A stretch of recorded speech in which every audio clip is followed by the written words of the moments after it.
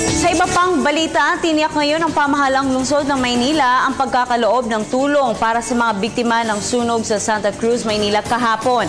Ayon sa report, halos 2 bahay ang natupok ng apoy sa nasabing sunog.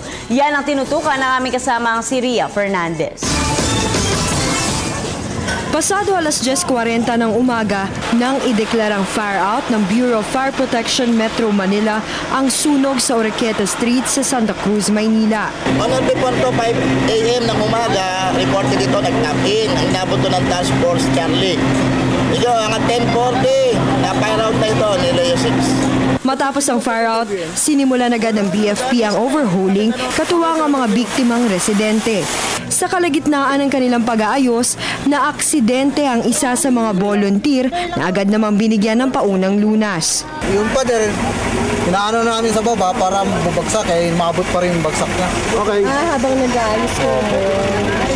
Inaano na namin para walang madisgrasya. Kaso, kami naman ang nadisgrasya. Samantala, sinasabing nagsimula ang sunog sa kanto ng kalsada malapit sa Doroteo Jose at Recto LRT-MRT stations, ngunit iniimbestigahan pa ang mismong ugat nito.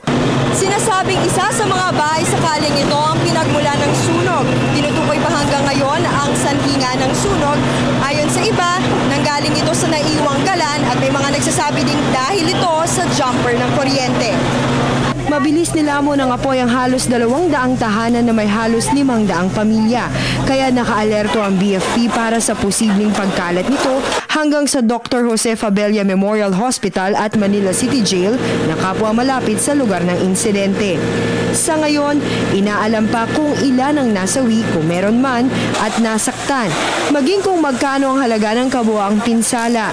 Sa isang text message, sinabi ni Manila Disaster Risk Reduction and Management Officer Johnny Yu na nakamonitor sila sa mga ahensyang nakatalagang rumesponde sa mga biktima at gagawa sila ng ulat at rekomendasyon ukol sa sunog na isusumite nila kay Mayor Joseph Estrada.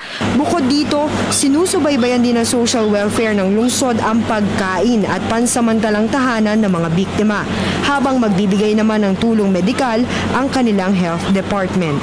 Para sa Telebisyon ng Bayan, Ria Fernandez.